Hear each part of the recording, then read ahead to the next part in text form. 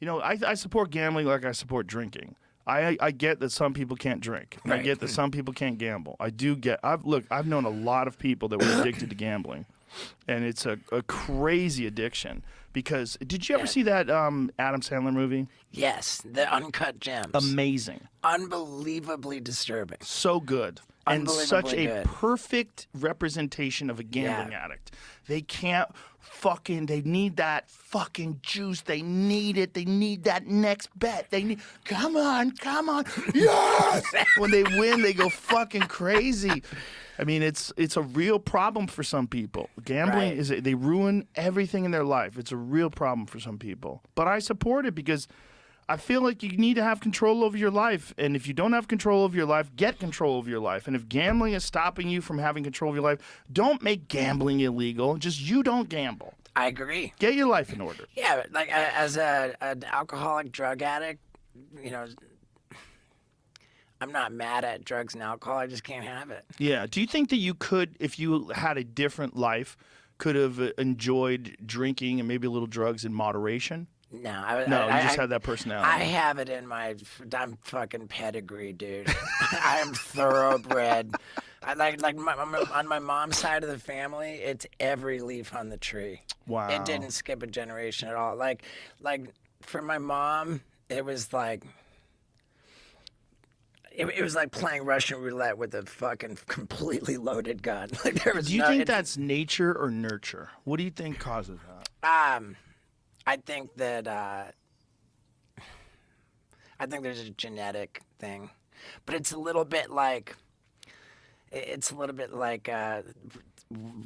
how did the fire start? Mm-hmm. It's like, who fucking cares? Just address the fire. Right. You know? Right. But I mean, is there cases where the whole family is addicted and there's one person that can have a drink with dinner and they're fine? Yeah, there are, for sure. There's no certainty of it, and more often than not, it will skip generations, and it will not be everybody. Just in my case, it was fucking everybody, and gambling was a thing too. Like, you gambled a lot? No, but it's in my family. Oh, like it's probably the same thing, right? It's like this obsession. Yeah, dude, it's so crazy how on my dad's side of the family is just straight academics, theologians, zoologists, like just everybody's like PhD or like, you know, like clergy men, like all, you know, my dad's dad like fought in World War II and was like decorated, like, you know, and then there's my mom's side of the family. It's just addiction, gambling, suicide, like the whole deal. My mom's father like dodged the draft. He was in Canada, like dodged the draft for World War II and like got like fairly obnoxiously wealthy selling bootleg gasoline because they had they had like ration, you know, for the wartime. And so like his bootleg gasoline operation, you know, you could buy as much gas as you wanted beyond the ration from my mom, my maternal grandfather. And he became like obnoxiously wealthy, was like had like a boat, you know, like fucking walked around with a crazy wad of cash.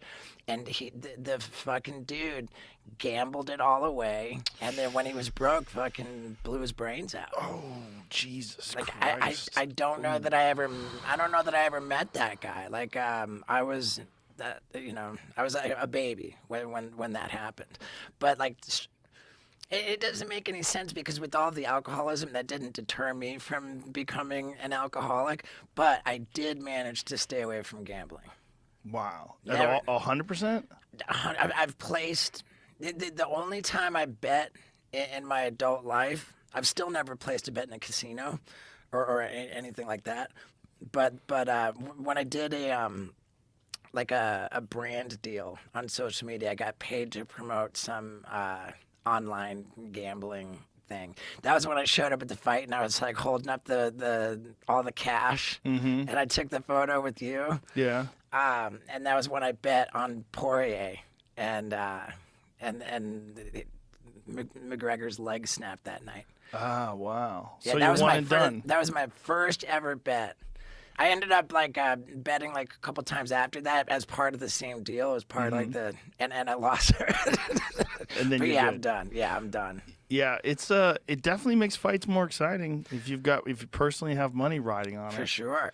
But if you do have an obsessive thing, like I could see how it would transfer. For some people, it transfers to positive stuff. Like I know a lot of people that were drug addicts that became really fitness fanatics. Sure. You know, they start like my friend Jon Joseph. He started doing Ironman. Love Jon Joseph. He's great. Yeah. A lot of people do that. They become marathon runners or they workout fiends. Yeah. And that's their new drug of choice. Yep. The fucking for me, I think that I'm just obsessed about just doing shit. You know, just accomplishing shit.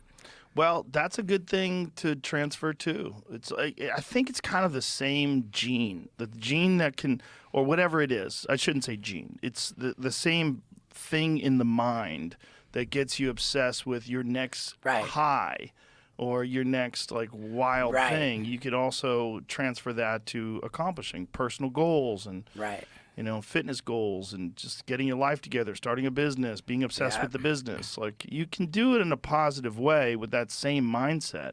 And oftentimes you see that with fighters. Like some of the best fighters, they had like real horrible bouts of alcoholism or drug abuse in their past. And Mark Kerr.